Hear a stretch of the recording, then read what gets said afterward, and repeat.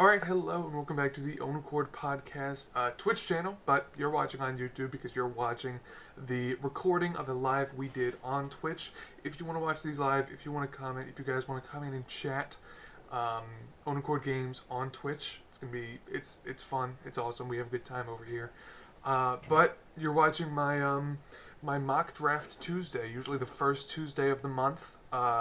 We get in and we kind of do a little mock just to update us on where the draft is right now, and that's what we're doing right now. These will become more frequent, like once draft season gets rolling, but right now it's once a month.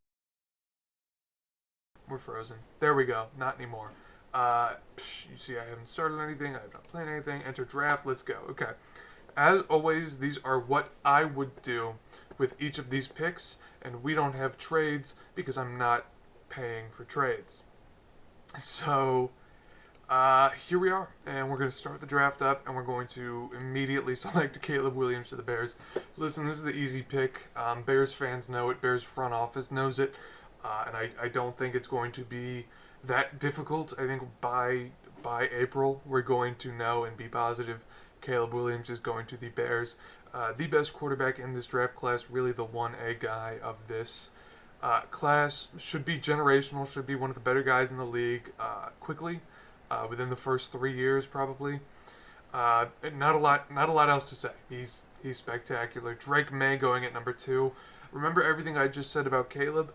Same thing. Generational prospect, going to be spectacular almost immediately. Going to be able to make an immediate impact for this Commanders team who really did not meet expectations last year. But here we are in need of a quarterback. Going with another UNC quarterback. Maybe we get a little nervous, but I'm not a helmet scouter, so we're fine.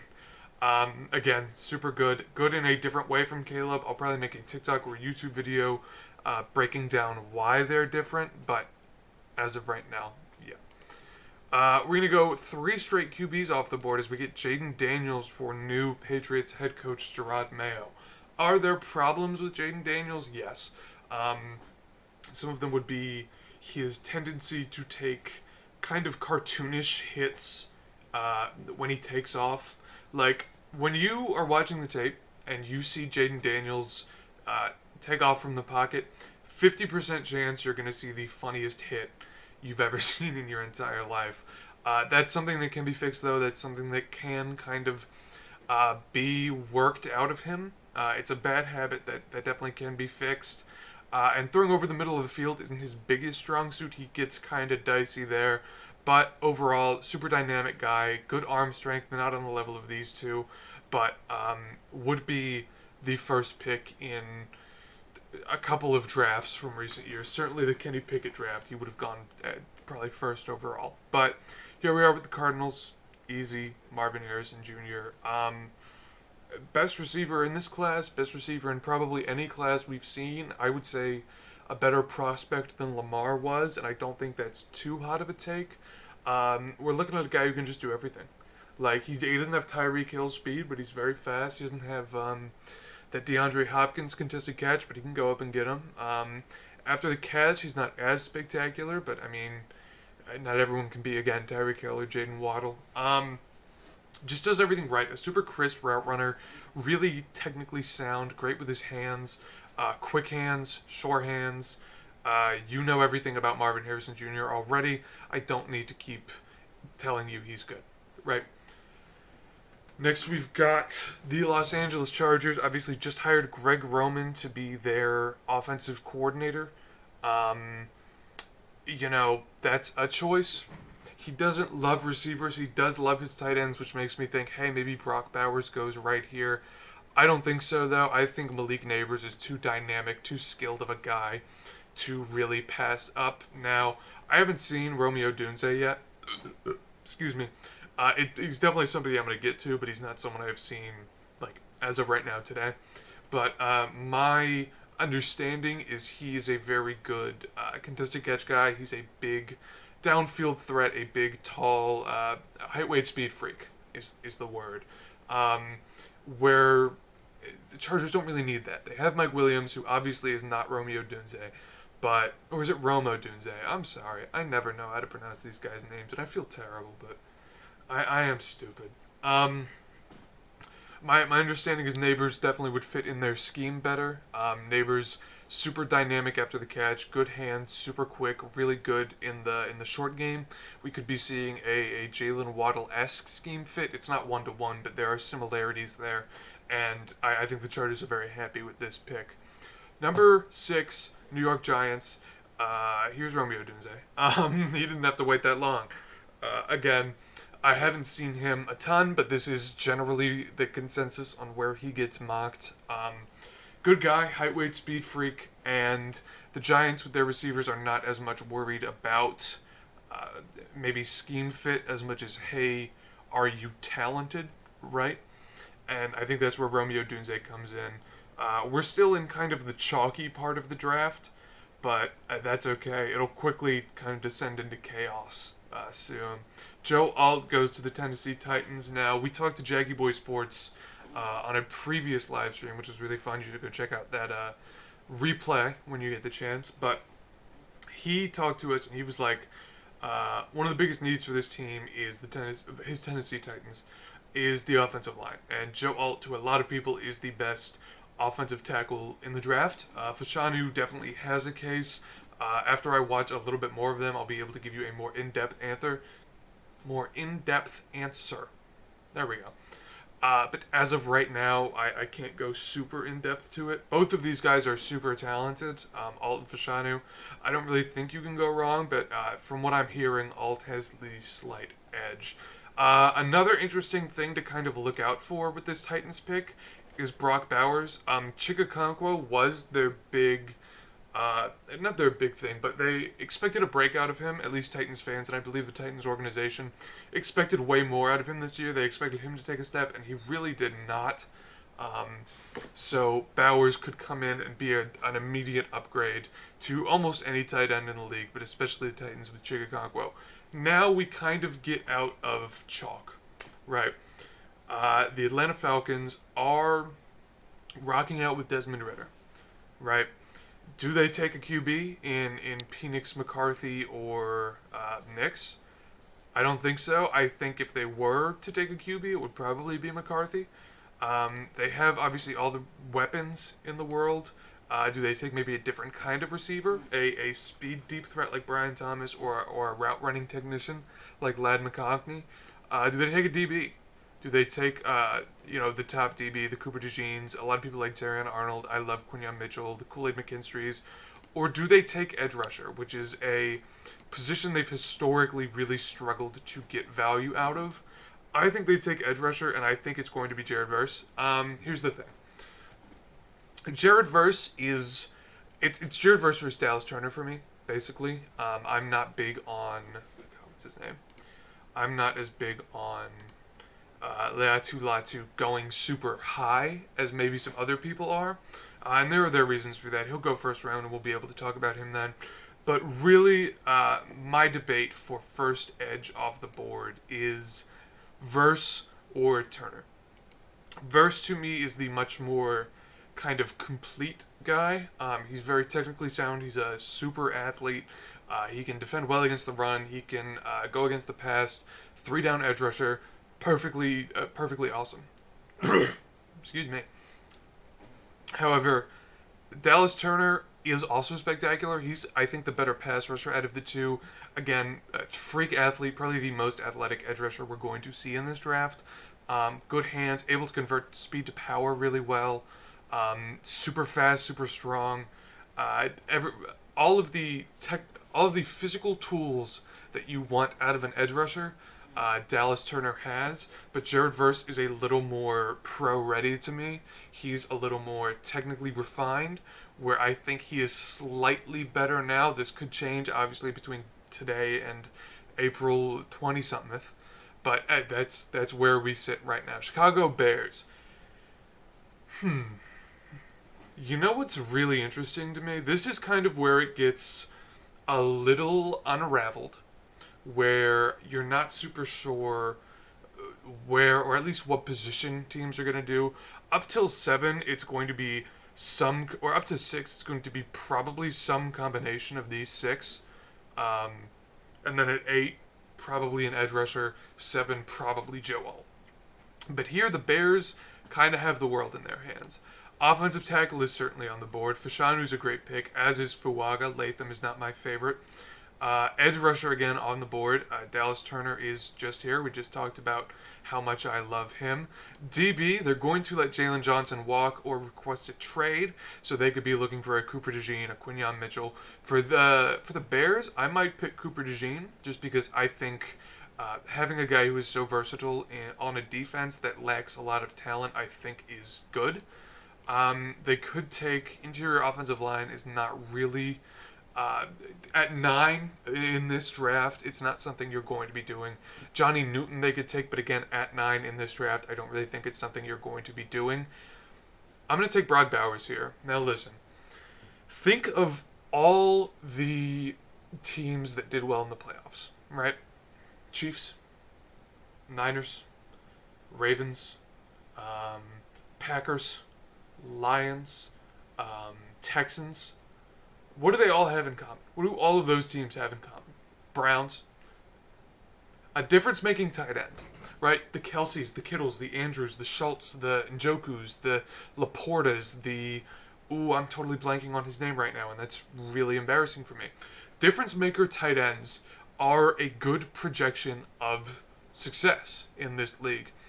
It's not the end-all be-all. It's not the only thing you should judge a team on, but a lot of the good teams and a lot of the good offenses have good tight ends, right? Of course, obviously they also have superstar quarterbacks, unless you're the Lions. But a good tight end is a quarterback's best friend, more so than any receiver is, especially any receiver available right now. Like Brian Thomas Jr., I don't think is going top 10, nor is Troy Franklin. Keon Coleman, maybe at the beginning of the year was, but certainly not now. And I just think tight end is a position that we're going to see has more value in the coming years than a lot of teams and a lot of scouts and a lot of people recently thought, right? That's my piece on Brock Bowers. Jets here, probably a tackle, right? Fashanu, I kind of love here. This is kind of a no-brainer pick. Again, 1A, 1B, and then I'd go far as to say Fuaga is 1C with Alt. Can't really go wrong. A spectacular pass rusher. It looks just kind of so easy for him, you know? When you're watching him, in all the clips I've seen, it looks so routine. Like he's not even trying, and he's still locking up really good, really talented edge rushers, right? So the Fashanu pick is kind of a no-brainer there. Here is where it gets really interesting. From here on out, it's kind of what the fuck are we gonna do? For the Vikings, I like a Cooper DeJean pick here. Desperately in need of DB, safety as well with Harrison Smith. I don't know if he's retired or if he's just getting old, but and in the nickel too. Who do they have in the nickel right now? Vikings depth chart. Who do they have? It's a rookie from a little while ago, isn't it? It's one of the Washington guys from a little while ago. No, it's Pat Jones or Booth. Okay, well no, I lied. Pat Jones in the slot is like not really what you want to do, right? It's not really what you want to hang your hat on. So Cooper DeJean is kind of the easy pick here. Looking at the other corners, Quinyon Mitchell is here. I love Kool-Aid McKinstry. I think has less upside, but is one of the more sure things in this draft. Nate Wiggins, obviously spectacular as well. Rakestraw, I like a lot. I like his style of play a lot. But for the Vikings, I think what I'm probably going to do is not going to be receiver, not a running back. It's too high for any of the interior offensive linemen. I think it is going to end up being Cooper DeJean. Listen, he's slid in mock drafts recently, and I don't really understand why. I'm probably missing something. There's probably a reason. But his versatility and his ability to do whatever, even if you do like him as a slot corner, which is increasingly being devalued by the league, He's still good. Like, I think slot corners are still very valuable. You look at what Trent McDuffie did against the Ravens in the AFC Championship game. That matters. That makes a difference. People around the league see that, and they're like, oh, this guy made a massive difference, and he's playing slot. Maybe we want a good slot corner. Maybe we want a good safety or outside corner, although I would call Cooper DeJean more of a slot corner if he did want to play the corner position. Uh, Spectacular, again. You can really play him anywhere, and he's going to be effective. Denver Broncos. Here's where quarterback conversations kind of start up again. These next three are all going to be in kind of quarterback conversations. What would I do if I were the Broncos? That is a spectacular question. Dallas Turner could come off the board here. That would be very easy for me to just click draft. I would not go DB. Outside of Surtain, they do kind of have nobody, but outside of Surtain is something there. They have their guy who can go lock up the best receiver, and sometimes that's all NFL teams really want, right? I mean, receiver's also a pick, but unless you're in love with Brian Thomas Jr., which I know a lot of people are, I do need to dig deeper into his tape. I think personally my QB4 is JJ McCarthy. His pro comp for a lot of people is just a ball of clay, because really that's what it is. He's got okayish arm strength. He's smart. He was able to. He wasn't asked to do a ton at Michigan, which is his kind of downfall. Everybody knows about the game. He threw like 8 passes, and Corum was really the engine of that offense. But there's a lot to like there, and he's shown enough flashes doing enough things where I think an NFL team is going to want to get their hands on him and mold him into the kind of quarterback they want to fit their scheme. Does he have the high-end upside like Daniels, May, and Williams? I don't think so. Does he have higher upside than Nix and Penix? I would say absolutely. We make our way to the Raiders here. This could be a Nix or a Penix pick, but I think they are further away than just, insert quarterback who can run the scheme here and profit. I think this is a best player available type draft for them, and to me, what I'm staring at right now, the best player available is Tyrese Fuaga. Over the last couple of weeks, he's definitely played his way into the tier 1 tackle conversation with Alt and Fashanu. For a while, especially during this season, the conversation was Alt, Fashanu, everyone else, but Fuaga has earned a spot in that conversation, and I think he's the best and most valuable player on the board. I'm scrolling down and I don't see anyone whose skill set and value translate to being taken 13th overall, just straight up. Saints, this is another QB position. They're maybe closer talent-wise than the Raiders, but I still don't love any of these guys here, except Talia Tagovailoa, first-round lock. No, I'm playing. Go Terps, by the way. Actually, no, they didn't accept me. They didn't let me go to their school. So fuck Terps. Go Tigers. Not LSU, Towson Tigers. Sorry, we don't have out-of-state college money. But anyway, back on track here. Saints, I think, is also a best player available situation, and I do think Dallas Turner is that. Sorry, my DMs are blowing up right now. Trae Young and Scotty Barnes replace Randall and Embiid at the East All-Star game. Cool. They should have made it in normally, but whatever. Dallas Turner, again, I talked about him when I was talking about verse at 9, or verse at 8, I'm sorry. I think just a super talented player, super physically gifted, can do a lot really well. Weakness is kind of against the run and against more technical offensive tackles, but all the tools are there for him to be great when he gets to the league. Here are the Colts. Now, I've seen some people mock Bowers to the Colts, and I love that too. I love that too. Richardson with a good tight end would be awesome. This is maybe another offensive tackle pick, but I don't value any of these guys with the 15th pick, not Latham. We've talked about Latham on here before, but I'm not the biggest fan. This could very well be receiver. This could very well be the Brian Thomas Jr. or the Lad McConkey, because you look at the Colts depth chart and they're not spectacular, right? You've got Alec Pierce here. You've got the I think that might be everyone I can name on the Colts receiver depth chart.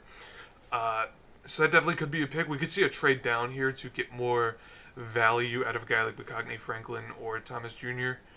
But I don't think that's the move. If they want to go DB, which I think would not be a bad pick at all, I think they can get Nate Wiggins here, who's going to be a cornerstone of their defense for a long time. He's a lockdown dude. He's a guy you can say, hey, go cover the guy's best receiver all game, and he's going to go do it. He'll man up, he'll zone up, he'll do whatever you ask him to at a very high level, at an elite, at an elite level. Super good with his hands, plays really physical. How big is he? I always forget this. He plays pretty big. That's because he is pretty big. He's not that bulky, but he plays physically, and his hands are very strong. So I don't know why I do this every time I talk about hands. But anyway, but yeah, Nate Wiggins, spectacular corner prospect, whom I love very much.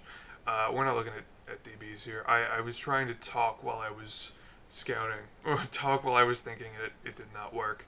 We're looking at edge for the Seahawks here, and there's an obvious choice here. Wow, Shaw Robinson has fallen that much, and Adisa Isaac has come up that much. That's kind of crazy to me. Anyway, Leatu Latu, listen. Seahawks pass rush was bad. Sorry. Seahawks pass rush was bad. It was a big reason their defense let up more points than they maybe wanted to. Boy Mafe had a kind of breakout, but I think Leatu Latu is ready to come in and make a difference immediately, which is what the Seahawks are going to want to do with new head coach. It's not there. I just don't have it. I'm so sorry. Leatu Latu, the best hands in the class for sure. That's an award that went to Will Anderson Jr. last year, and we saw how he worked out. Maybe not as physically athletic or physically gifted as the other guys, but he is very strong in his own right. And the hands and everything technical about being an edge rusher, Leatu Latu does well. The only reason he falls is because he is older. He's 23. He will be 20. Is he 24? Shit, wait. Do we get to look at age? No. He might be 24. Going into his first year, and he might turn 25 come playoff time. And there's been a lot of injury history with him here. You know, had to medically retire at Miami, and had to come back, transfer to UCLA. Obviously balled out, but it's scary. That's going to spook a lot of teams, and he might be off guys' boards just because they're like, we don't want to deal with that, right? Jacksonville Jaguars. You know who had a really good Senior Bowl? This guy. Now listen, we're going to explore the other options. Walker has been balling, but not in the ways. He's not getting sacks, so you're not going to hear about him in the way that you hear about like a Hutchinson or a Thibodeau, who has not been balling, but who I think there's a lot of things to say about Kayvon Thibodeau, but I'm not going to say them here. Darius Robinson also with a spectacular Senior Bowl, but still I don't think any of these guys are good value at 17. You look at DB too. I mean, there's certainly talent here. Quinyon Mitchell is a guy that I like. Kool-Aid McKinstry could fit here. But at the end of the day, I think this is a guy who's been mocked to the Dolphins a lot. Dolphins are going to cry. Jackson Powers Johnson. Listen, man, centers are important. You build the offensive line. If you want to do it inside out, you start with center, and you start with a leader who is big. Give me a sec. I had something about his size in my draft report. Fuck. No, I didn't. No, I didn't. Fuck. Where am I? Okay. Am I dumb? Okay, yeah. He would come into the league and be one of the biggest centers in the NFL the moment he gets drafted. If you want beef on that damn offensive line, Jackson Powers Johnson is the guy you want. Also really technically sound, moves really well, can pick up a stunt really well. I like him a lot. I really, really do. What if I drafted... Why is he at 85? What did he do? What the hell happened? Whoa! Why did he take a massive dip on... What is this, the 13th of June? Oh, no, I don't want that. Why did he take a massive dip? Like, did he die? Like, is there bad news about him out? Did he kill someone? What happened here? What am I missing? Oh my god. Yeah, I don't see... I have a, like, early first... or early second, late first round grade on him. Now I'm kind of tempted to take him just to say fuck you to PFF, right? But I'm not gonna do that. I'm not gonna do that. Alright. Here's why I immediately went to him for the Bengals, is because I really love his fit in Cincinnati. Shit, if they can get him in the third round, I think that's the steal of the draft. Because pairing him next to DJ Reader, their skill sets will complement each other so well, guys. You have no idea. It'll actually be disgusting. DJ Reader is a much bigger guy, a much more physical power guy, whereas Leonard Taylor is a speed finesse type of guy. We saw this work really well this year with, I talk about it all the time, Kalijah Kancey and Vita Vea, and the Bucks interior defensive line prospered because of it. I'm not going to take it now. Drazon Newton is here, and I don't hate that. Tight end is not really there. We could look at tackle here, though. We could look at the Amarius Mimses of the world. How many of these guys are going to kick in to play guard? I'm not sure. I've talked about this before. I really am not sure. I think it's going to end up probably being... I'll go Mims here. Not a guy I've watched a ton of, but I know enough to know that he is probably going to have a late first, early second round grade for me. Good, powerful tackle out of Georgia, which is awesome. He's going to help the run a lot. He's able to hold his own in pass pro. Check this out. Right tackle. Where can I... Yeah, I mean, look at this. 168 pass block. Did he get hurt? But yeah, 168 pass block snaps with only one hurry is really good production. Of course, he's playing with the GOAT. I totally forgot his name. I cannot tell you the Georgia's quarterback name right now, but whatever. Rams, I think, are clicking their heels and popping champagne because one of the best defensive players in the draft got here, Drazon Newton, super powerful guy. They need talent on defense. That is the Rams thing. They need talent on defense. It's that simple. They get a super talented player on defense, right next to Aaron Donald, who knows, maybe traded, maybe retiring soon. Who's to say? Not me, of course. But I think they're super happy with their Drazon Newton pick. Steelers, here's why I kind of don't think Jackson Powers-Johnson goes to the Dolphins, because I don't think the Steelers pass him by, and they're kind of pissed the Jags took him. But they're still looking for DB despite drafting Joey Porter Jr. last year, and I think Quinyon Mitchell is the move for them. Linebacker, I haven't seen any of them. I haven't seen a linebacker, frankly, that deserved that type of love, if you know what I'm saying. Like, deserved the 20th overall pick. Maybe we see another Jack Cunningham, but I doubt it. I hope not, at least.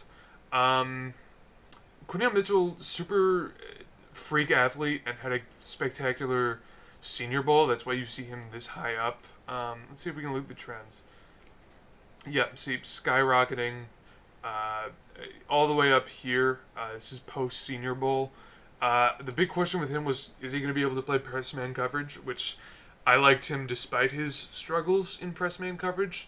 Because the thing is, if you don't want him to play press man, tell him not to play press man. Just tell him to play off. I mean, shit. But, of course, I'm stupid, and I don't know how the NFL works, so, hey. Quinyon Mitchell, a spectacular player. O-line for the what's it called? The Dolphins. Jackson Powers Johnson, obviously you've seen a lot of guys go to them. Zach Frazier, I think they could go pick up in the second round. And where is he? Cooper Beebe or Cedric Van Pran could be really valuable for them. But as of right now, I'm probably going to go Jordan Morgan. Can kick into guard if you need him to, but frankly, is a really good tackle by himself. Don't know if he really needs it. He'll make an impact pretty much immediately. I think he's kind of pro ready. I don't think he's one of these project guys that you hear about a lot at the Dallas Turners, the maybe the Jaden Danielses, the Terrion Arnolds, right here. Are you wondering why I'm not picking him in the first round? That's why. He's a massive project. Eagles. Probably DB, right? Low key, it's Kool-Aid, actually. Yeah, that's gross, but I like Kool-Aid here. Eagles are a team that wants to win next year. Eagles are a team that want to be competing for the NFC East, the NFC, and the whole NFL next year. Kool-Aid McKinstry is going to help them do that immediately. He's going to be able to plug in and play corner at a very high level the second he gets drafted, right? That's exactly what the Eagles are looking for, and that's exactly what the Eagles are going to get when they take Kool-Aid McKinstry. That's actually a really good mock. I'm actually really happy with how that pick turned out. Texans, I don't really think they need a receiver. Nico Collins and my man Tank Dell, who I loved coming out of the draft last year, I think are enough for them. If they want to go defensive line, what could be gross is a Braylon Trice, Will Anderson Jr. pairing. That would be kind of disgusting. Tight end, Schultz did pretty well this year, I thought, and linebacker, I don't think you get value from here. So to me, it's kind of best player available. Byron Murphy, you could argue he's the best player available. I wouldn't hate that argument at all. I like their corners. I like their safeties. This could very well be... This could be Trice, honestly. I don't hate a Trice pick here at all. I don't hate a Byron Murphy pick here at all either. I'm going to go Byron Murphy. Monster of a man. Behemoth of a man, even. He's going to probably break records at the Combine if he goes and, tries. Super, heavy, super strong. He's going to be able to bench press a fuck ton. Technically not as refined, but you see a guy with his strength and his weight and his size, and it's going to be hard to pass up on him in the first round. Dallas Cowboys. Bo Nick. No, I'm playing. No. I'm fucking with you guys. Let's see. Not running back this high, not center this high. There's no interior defensive lineman that I like this high that are left. Linebacker, not really. DB for sure. I have a problem with their DB room. Low-key, it would be such a Cowboys pick is Terrion Arnold. He's only gone up. He's 20, by the way. I think he's going to be 20 when he gets drafted. It would be so funny if they took Terrion Arnold. That would be actually so fitting. Because he's a big boomer bust guy, and he busts kind of a lot. Good ball skills. He's going to be able to come down with picks like Bland, like Diggs. But if you want the safe pick, they probably wanted McKinstry, and we could see a draft day trade up for Kool-Aid McKinstry. I wouldn't hate that at all from the Cowboys. But I think end of the day, it may be... You know what? Fuck it, right? Kamari Lassiter could sneak into the first round. I like Kamari Lassiter a lot. He is, at worst, going to be a very good CB2, and at best, be a bad CB1. I guess that's his range. He's going to hit it. And that might be what the Cowboys need, is just a reliable DB2 to be able to come in and do exactly his job, and that's what Kamari Lassiter is going to do. You talk to Kirby Smart and a lot of the guys around, not me, obviously. I'm reading reports. But Kirby Smart and a lot of the guys in the Georgia locker room have nothing but great things to say about him. Says he picked up the game really quick, picked up the nuances of the scheme really well, and just has a really good brain for football, which is always something that you want to look for in a prospect. I think Kamari Lassiter will be called a reach if this happens on draft day, but I will 100% understand it from their point of view. Let's look at tackles again. This is kind of lame, actually. You know what I'm going to do, low-key? I'm I'm going to take Cam Kinchins. I wrote up about Cam Kinchins. He is good at what he does. Okay, let me repeat that. He's good at what he does. He will be a very good deep safety who puts the top on the defense and kind of contains deep threats. That is exactly what he will do. I don't see him doing much more than that, but that may be enough. I mean, with how safeties have been drafted recently, you never fucking know. But Cam Kinchins, with such a glaring need at safety, I don't know. Free agents. 2024. What does this free agency class look like? Okay, yeah, cool. Whatever. Can I sort by position or no? Nope, fuck me. Okay. No, it's just an article. Here we go. This is the one. Please don't. Please get that out of my face. Safety update. Oh, this is kind of a nice one, low-key. Curse could be nice. Micah Hyde would be nice. Buda Baker would be awesome. I doubt the. They might. McKinney would be nice. Look, he's only 24. I might look into that. So maybe they don't address this in the draft, but I've already taken the pick, so whatever. But yeah, the Packers' big need is safety, and they will no doubt address it in the offseason. Tampa Bay Buccaneers. They need kind of a lot. Pretty much every defensive position at every level of defense, and pretty much everyone on the line. Latham could go here. I wouldn't do it though, and it's what I'm doing is this draft. DBs, I don't know if there's a round one guy left. Linebackers, I know I don't have a round one grade on anybody. Is Trice still on the board, or did I take him? Trice is on the board. That's kind of easy. I like that a lot.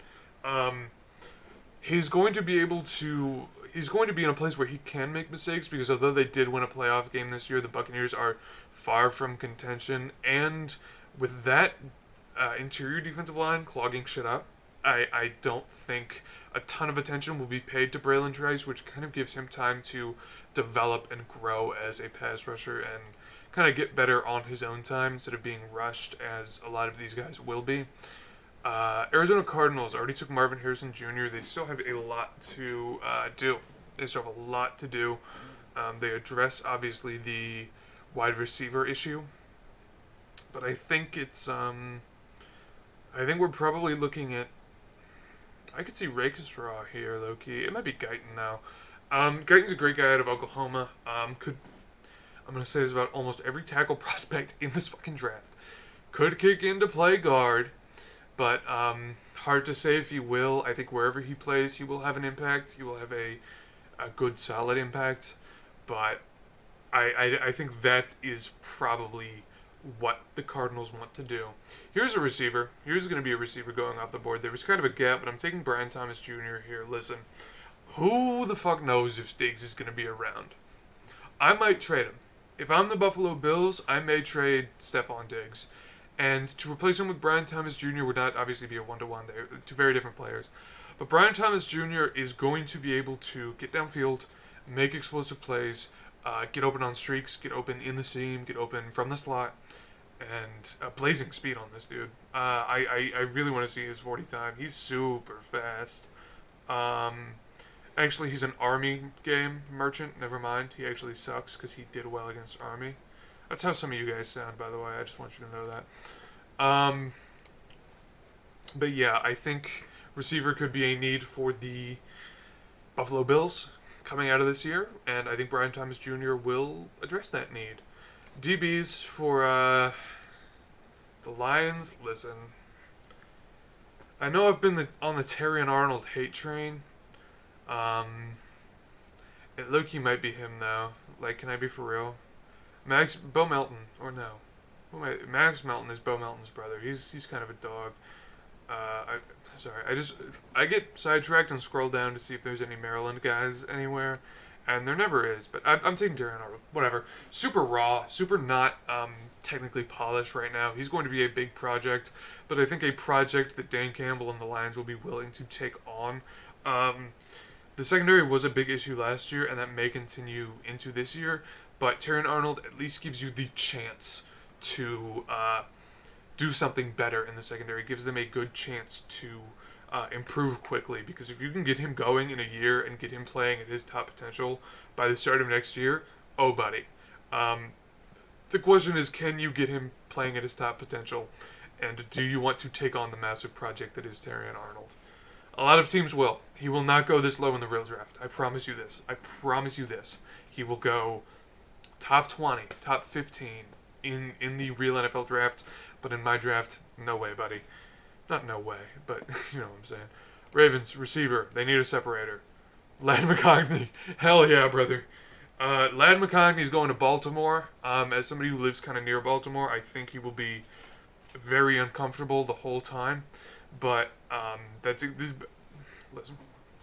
What the Ravens need, and they showed in the Chiefs game, is a true separator receiver.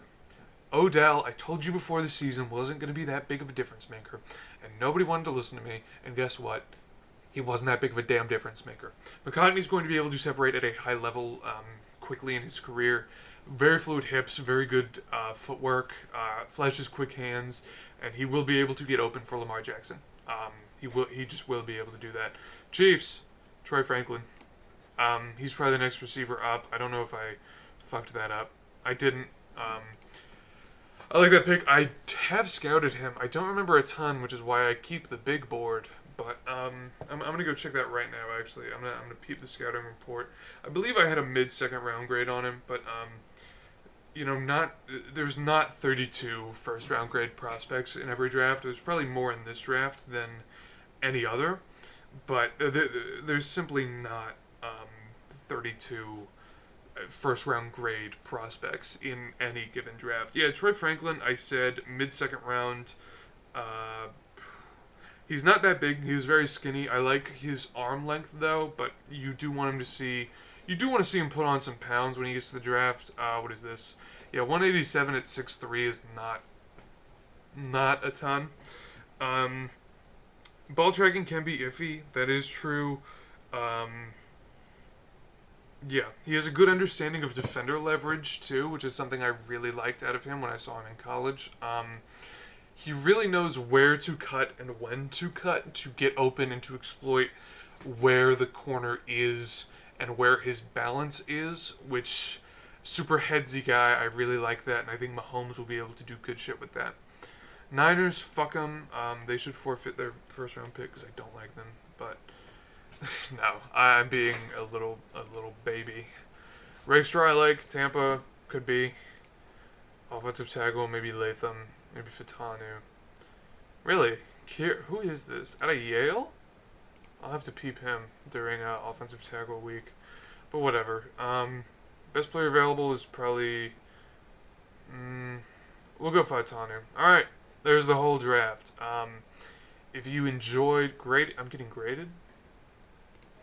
I would have tried harder if I was getting graded. Thank you so much for watching, essentially. That is going to be it for me today. I'll probably be back live on Twitch eventually, but I need to get some water, take a breath, maybe eat a little snack. I might cook up some bagel bites, low-key. Bagel bites are so fucking good, might I add. But if you did watch all of this stream, or really any of this stream at all, thank you so much. It really does mean the world. Subscribe on... I'll throw this back up so you can see the YouTube, the Twitter, and the TikTok. Subscribe, follow here. Spotify as well, same name. Wherever you get your shit, Ownaccord Pod, we're going to be there. Again, thank you so much for sticking around and watching, even if it was just a little. But that's going to be it for me today, and I'm going to catch you.